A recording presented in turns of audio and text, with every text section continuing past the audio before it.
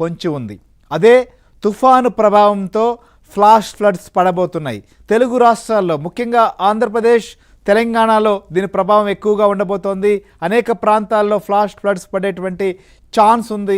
ఇప్పటికే కొన్ని ప్రాంతాల్లో కూడా ఈ రకంగా వర్షాలు కురుస్తున్నాయి. మనం ప్రధానంగా చూసినప్పుడు ఏదైతే నంద్యాల జిల్లాలో ముఖ్యంగా ఆత్మకూరు ప్రాంతం, అలానే శ్రీశైలం, నల్లమల ఫారెస్ట్లో ఈ రకమైనటువంటి వర్షం కురిసింది. ప్రస్తుతం వరంగల్లో కూడా ఇలాంటి ఫ్లడ్సే పడుతున్నాయి. దీంతో వరంగల్ మొత్తం అనేక ప్రాంతాలు జలమైనటువంటి దృశ్యాలు మనకు కనిపిస్తున్నాయి. సో తెలుగు రాష్ట్రాల్లో తుఫాను ప్రభావం, తుఫాను యొక్క ముప్పు తగ్గినప్పటికీ రాబోయేటువంటి 2 రోజులు ఫ్లాష్ ఫ్లడ్స్ ఉండేటువంటి ఛాన్స్ ఉండడంతో ప్రజలైతే మాత్రం అప్రమత్తంగా ఉండాల్సినటువంటి పరిస్థితి కనిపిస్తోంది. ప్రధానంగా చూసినప్పుడు హైదరాబాద్ నగరంలో ఇవాళ ఉదయం నుంచి ఎడతెరపు లేకుండా వర్షం కురుస్తూనే ఉంది. అంటే భారీ వర్షం కురవకపోయినప్పటికీ జల్లులు పడుతూనే ఉన్నాయి. ప్రతి టైంలో బ్రేక్ ఇస్తూ కూడా వర్షం కురుస్తుండడంతో జనజీవనం స్తంభించినటువంటి పరిస్థితి. హైదరాబాద్ నగరం, వరంగల్ నగరాల్లో కూడా ఇలాంటి పరిస్థితుల్లో ఉంటే ఇక ఆంధ్రప్రదేశ్లో అటు శ్రీకాకుళం నుంచి నెల్లూరు వరకు, ఇటు తిరుపతి నుంచి నంద్యాల వరకు కూడా మనం చూస్తే ఇటు రాయలసీమ కానీ, కోస్తా ప్రాంతాలు, అలానే తెలంగాణలో ఉన్నటువంటి ఉమ్మడి వరంగల్ జిల్లా, ఉమ్మడి నల్గొండ జిల్లా, ఉమ్మడి ఖమ్మం జిల్లాల్లో వర్షాల యొక్క తీవ్రత ఎక్కువగా ఉంది. తర్వాత హైదరాబాద్లో కూడా దాని ప్రభావం కనిపిస్తోంది. సో కాబట్టి తెలుగు రాష్ట్రాల్లో ఉన్నటువంటి ప్రజలు తుఫాను ముప్పు తప్పిపోయింది కాబట్టి ఇక ఏ ఇబ్బంది లేదు, ఎలా అయినా వెళ్ళొచ్చు, ఎక్కడికైనా టూర్స్ వెళ్ళొచ్చు, లేకపోతే తమ షెడ్యూల్ చేసుకోవచ్చు అనుకుంటున్నారేమో. కానీ వర్షాలు అయితే మాత్రం ఉన్నాయి.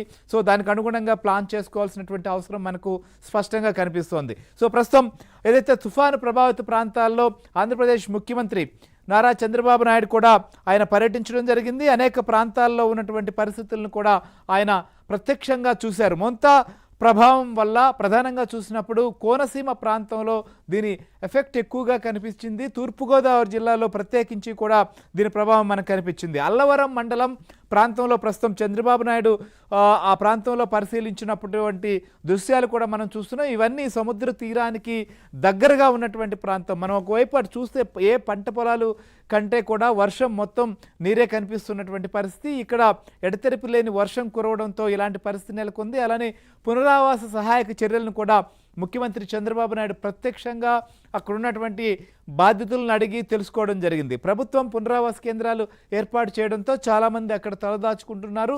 వారికి అక్కడికే సహాయక చర్యలు కూడా అందుతున్నాయి. సో అవి సక్రమంగా అందుతున్నాయా లేదా అనేటువంటి విషయాలను కూడా తెలుసుకున్నారు. అయితే ఇప్పుడు ప్రధానంగా చూసినప్పుడు ఆంధ్రప్రదేశ్ విషయానికి వస్తే ఇటు కోస్తా ప్రాంతాల్లో కానీ, ఇటు ప్రకాశం, నంద్యాల ఇలాంటి ప్రాంతాల్లో చూస్తే మాత్రం అత్యధికంగా వర్షం కురవడం కారణంగా మనకు నెల్లూరు కావలి ప్రాంతం నుంచి ఇటు ఒంగోలు వరకు కూడా అత్యధికంగా వర్షాలు పడ్డాయి. దాదాపు 20 సెంటీమీటర్ల వర్షం కూడా అనేక ప్రాంతాల్లో కురిసింది. సో కాబట్టి దీని ప్రభావంతో అనేక వాగులు, వంకలు పొంగి ప్రవహిస్తున్నాయి. ఎందుకంటే ఇటీవల వరకు ఇక్కడ వర్షాలు పడి మొత్తం చెరువులు కావచ్చు, కాలువలు అన్నీ నిండి ఉన్న పరిస్థితి.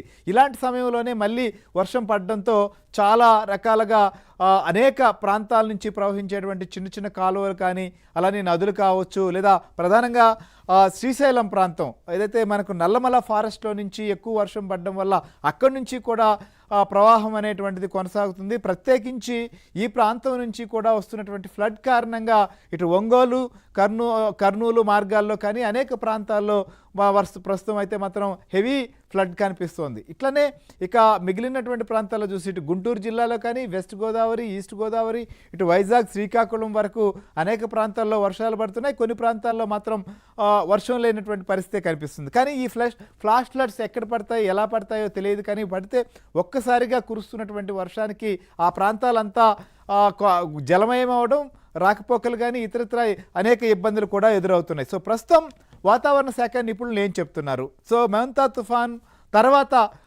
వాతావరణ పరిస్థితి ఎలా ఉంది, వర్షాలు ఎక్కడ కురవబోతున్నాయి, ఎలాంటి జాగ్రత్తలు తీసుకోవాలనేటువంటి విషయం పైన ప్రవీణ్ సో ప్రస్తుతం మనకు లైవ్లో అందుబాటులో ఉన్నారు. ప్రవీణ్, ఏంటి అసలు ప్రస్తుతం అప్డేట్ ఏం చెప్తున్నారు? రైట్, మోంతా తుఫాన్ ఎఫెక్ట్ తెలంగాణ మీద స్పష్టంగా కనిపిస్తోంది. ఇప్పటికే కొన్ని జిల్లాల్లో 20 సెంటీమీటర్ల పైగా వర్షపాతం నమోదైనట్టుగా వాతావరణ శాఖ అధికారులు చెప్తున్నారు. అయితే ఏ జిల్లాలకు ఎలాంటి అలర్ట్స్ ఇచ్చారు?